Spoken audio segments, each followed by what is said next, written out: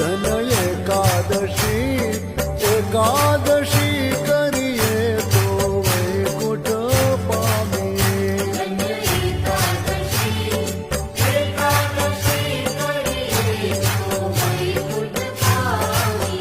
હારે એકાદશી એકાદશી કરીએ તો વૈકુંઠ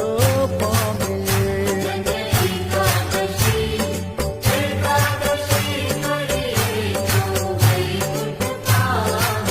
એ મારે એકાદશીનું વ્રત કરવું છે